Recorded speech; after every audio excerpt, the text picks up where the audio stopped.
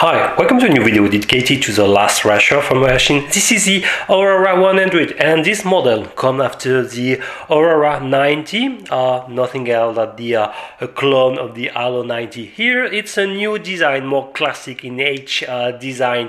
It's much lighter first of all compared to the 90 version, but you will find exactly the same electronics. First, a strong F3 board with Betaflight. This time is 3.1 installed. You have an IO FPV camera, 600 TVL, 1/4 CMOS sensor, 25 milliwatt, 48 channel. And good news, with the SPF3 board, you have a Betaflight OSD built in. And you have, as you can see, a buzzer and a strip light behind, programmable through a Betaflight as well.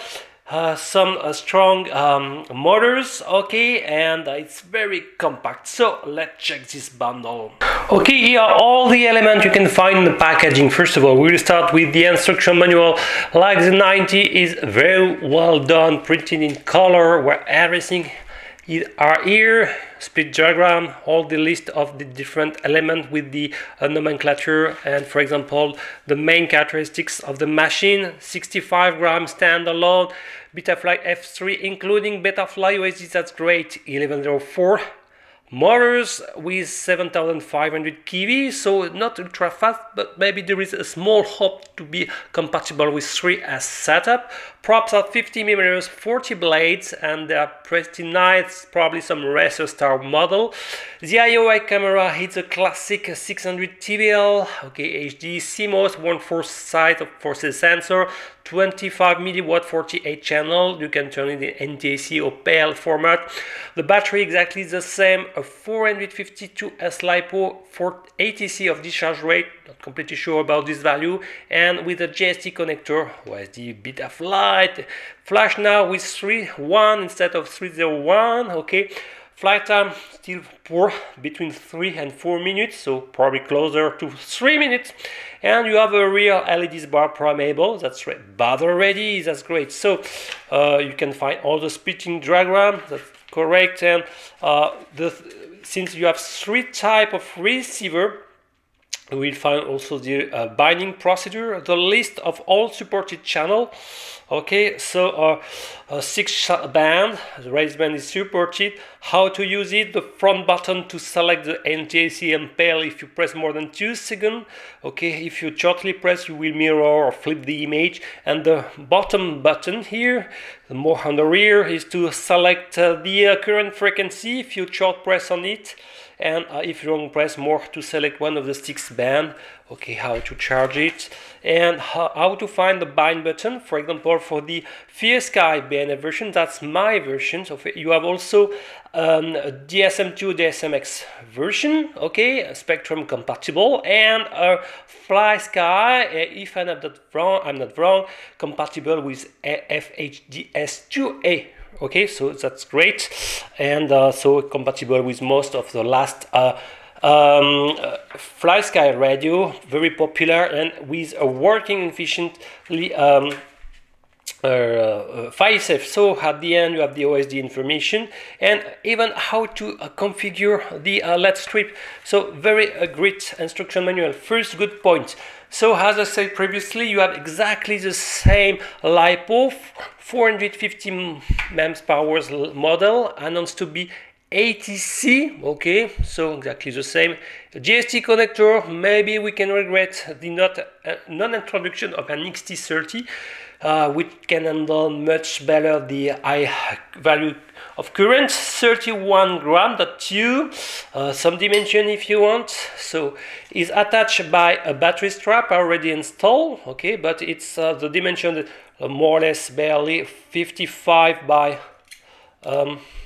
30 by 10, okay. So associated with, you will find this Velcro band, doubles, well, you have to tape on both on the bottom part of your quadcopter and on the battery. I don't know why this is a piece with some circle shape, maybe to install under the motors, but I've got only one. Maybe I need a second part like this, but it's missing in my packaging. Good news, you have a spare for props. and in green color. So if you want, you can fly in lost condition by mixing the color. Good, good. And you have even the M2 screws, so they are exactly 9 millimeters. Okay, so probably some M7. The lens without the head is 7 millimeters, to be confirmed. A bag with a screwdriver and an M2 Allen key, and 2 rubber band, maybe to fix. I don't know why exactly. So we make the tour of the machine. Now let's focus a little bit on the machine and let's compare to the Aurora 90. Okay, so as you can see, it's much more smaller.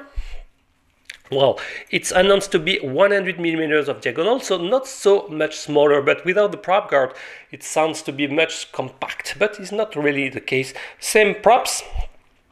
No, it's obvious, same type of, almost as I say, the same electronics.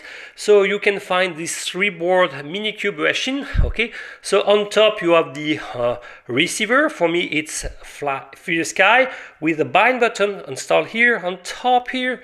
Okay, so you have, as usual, to press it and hold it, keep pressed while turning on to enter into the bind mode. I like recently the last FlySky model with an auto bind after 6 seconds of inactivity. That's great, but here it's a classic way to bind it. A buzzer, large buzzer, so that's great also. And now the I think the IO camera, it's better installed, better tape. Okay, it's still tape on this aluminium stand up here, but it seems to be better. And like the Aurora 100, you can select the angle of orientation of your lens by unscrewing laterally these two, one here and one here, and you can adjust the lens orientation, so that's great. Still a 3-leaf, okay, no, it was a 4-leaf. Now it's only a 3-leaf, okay. It's still in right polarization. Mine is a little bit banded, okay. So maybe they changed a little bit the IO camera. No, it's still branded AC4MD version 1.0, but they change with a more transmitter cloverleaf antenna. So versus time probably will break, and here are the two buttons. The front one to select the format, pale and TAC, and the rear one to select your frequency and band. So let's focus on the right side. The second layer of your Minikube is nothing else than your flight control board, where you can find now the USB port, very easy to access. Remember, for the Eachine Aurora 80, it was impossible to access directly. You had to apply the trick to pivot the prop guard. Now no problem, you can directly plug it. That's great. The soldering jobs is okay, but as most of the machine, I strongly advise to apply some liquid electrical tape to secure everything in case of your landing, crashing into a wet grass. It's always a good option to cover everything, all the electronic, with some liquid electrical tape like this. Okay, so it's my strong advice.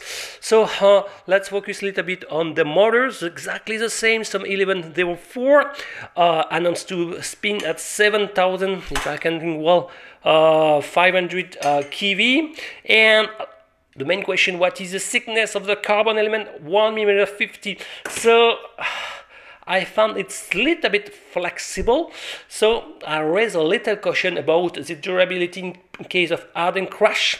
It's pretty light. For example, let's compare the weight of this machine. Okay, so without the battery, if I can install the JST connector like this, without the battery, this machine weighs 3.3 grams. So let's add the battery, and we reach 90, less than 95 grams. So let's compare with the Aurora in the same setup, and you will see it's at least 10 grams lighter. Okay, so it's very pretty good news. So it should be much more punchy. 10 grams saved is not bad at all. Okay, yes. So let's continue the focus on this machine, the red LEDs bar, and you will see that they changed some stuff in the LEDs configuration. So I will power it, and you will recognize, look, that you have the Larson effect directly pre-programmed. That's great. Okay, so look, the LEDs of the FearSky receiver, two LEDs on front, two you can see a blue and green indicating the current band and frequency respectively. That's great. So they improve the situation in terms of tuning of beta flight also. That's a pretty good news. Okay, so let's focus now on the bottom side. One unique body frame structure. I mean, if you break an arm, you will have to change and to move all the electronic parts. Well, the motor are directly soldered, so you will have to play with your soldering iron if you need to move. Maybe some grams could be saved by removing the LEDs bar if you're not really practicing FPV racing with several pilots. Can be removed to gain some 1 gram or 2 gram, but the electronic sounds pretty clean. Okay, it seems that you cannot really install an HD camera on top. Should be not strong enough, and the cloverleaf will block the image. So now I want to show you how to bind for the FearSky D8 version. I think it's classic, but I will show for beginners, and we check that the telemetry information are sent by the built-in receiver, I mean RSSI and VBAT. Okay, and after we check the default beta flight, maybe make some adjustment, and after go to demo flight. Okay, so here is the binding procedure. So be sure to have a model with your FearSky D8 option selected and ready to press bind. Okay, on radio. So if you have a Devo 7A, I have to be modded with a CC1500 RF shift. Okay, if you have a Taranis is direct, be sure to select the D8 mode. So what you have to do is to first pre-insert the GST connector, not fully, not to boot completely the machine like this. Press the bind button here, okay, and continue to press the GST connector, and then you have a solid line, then press bind, and it should stop to flash. Then return to flash after a couple of seconds. I will release, okay. So to be sure, I will power off everything. Okay, reboot the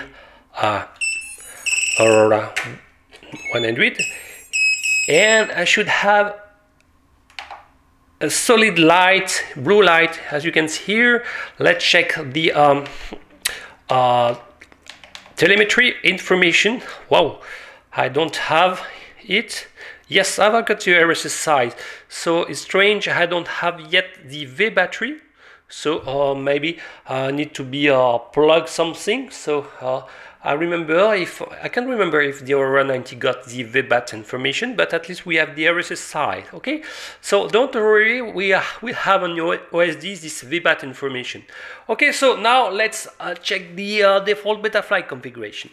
Okay, so I will connect to Betaflight to check the default settings, and let's check immediately the version installed. So we have an Omnibus 3 with Betaflight 3.1 installed, and I strongly advise to dump your default settings. Okay, so copy paste all the information into a TXT file, okay, and save it, okay, like this, and you will be able to find and to restore your original setting like this. Okay, that's very important. So let's check the setup and connect. So what we can see here, if I can connect, yes, sorry, what, take a second, so that we have an information about the voltage. Okay, so we should maybe monitor it in OSD for sure, but not in telemetry. Let's check the port.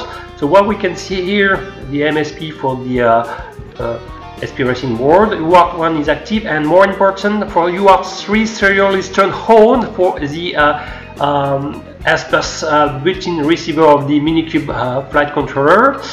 Let's check the configuration and next design. No specific alignment, that's great. And D-Shot 600 is turned on by default, that's great. Okay, so you have motor stop.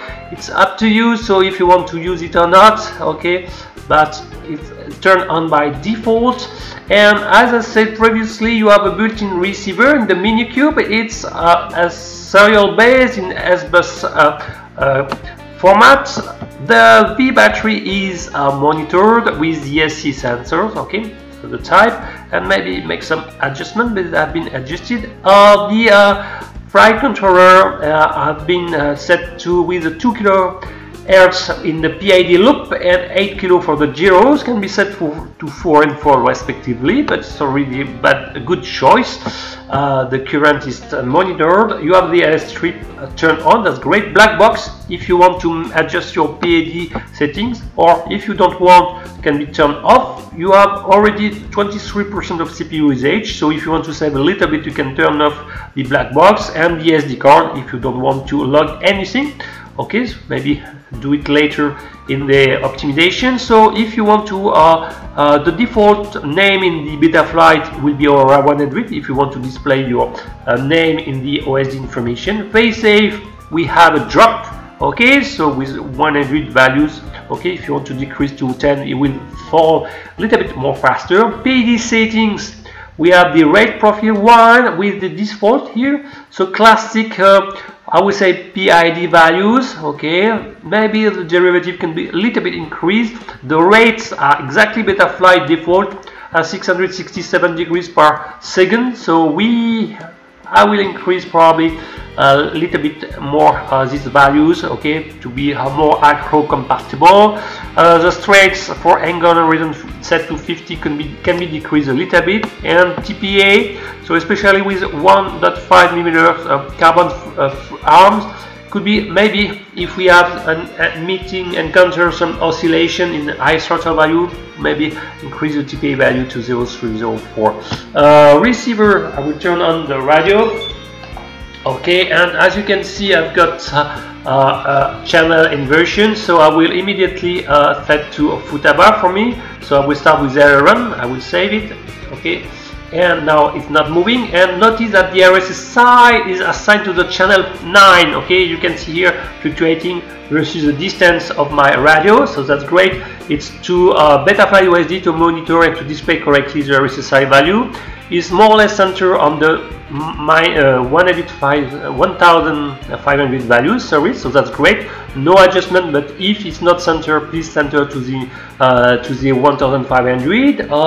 Okay, everything is okay, sounds to be good.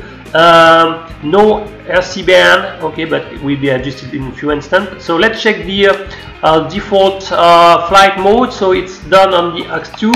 For me, it's a 2-channel one, but if you have a 3-channel at X2, will be a good choice. So as you can see, by default on X2, it will be in acro mode. So be aware, maybe if I'm not wrong, yes, it will be in acro. Then in the middle position, it will be in angle, so 6-axis stabilized. So be aware of this. By default, if your switch position X2 is in that position, be aware you will fly in acro. Then in the middle, in beginner rates, I would say beginner mode in angle. Then one more time in acro, but with air mode turned on. Okay, the switch to arm by default is a good choice, and beeper assigned to the auxiliary 3. Okay, so let's check a little bit more information, probably more in the OSD.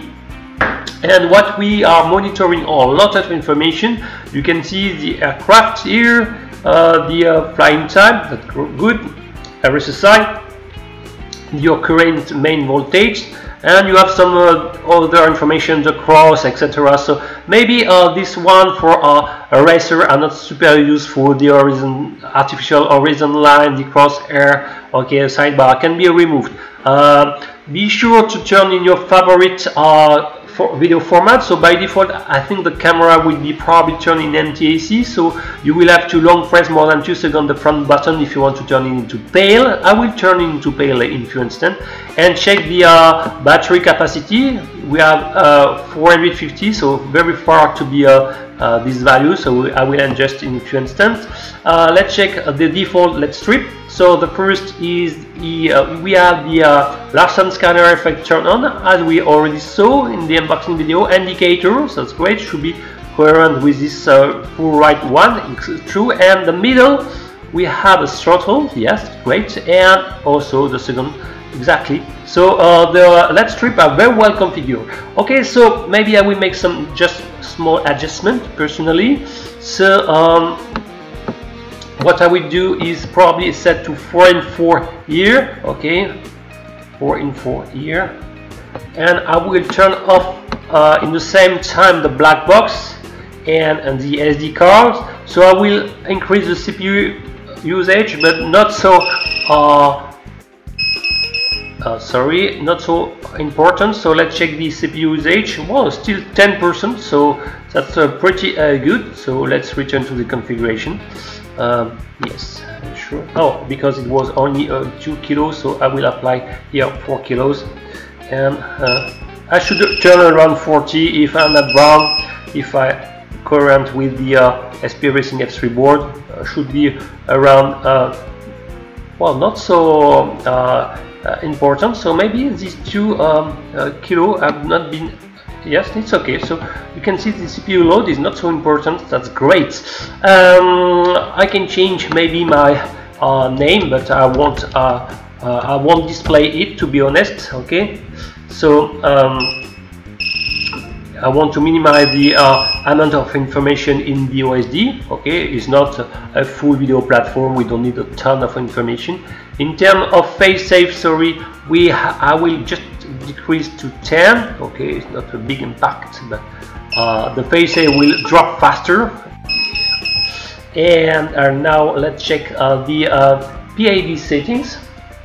So I will maybe apply a little bit more, some stronger value here, around 30 here. Okay, I will increase the classic value to 800 now, something like this, and apply more linear setting for the YAR I prefer. So, and I will decrease the super rate correspondingly. I want something around 600. Okay, like this. So, and I want to decrease also the stress of angle and horizon. So I will apply 30. That's great. And in terms of TPA, I will actually leave like this. Save. Okay, so now let's check the receiver. I will apply a deadband. Okay, 4 and 4. Save. Okay, and in terms of flight mode, I will use my demo with my switch position is aux1. Okay, so I will not harm. Okay, so I will kill this. I will harm normally and apply more. Okay, I will kill all the default flight mode with my choice and start angle with default 1.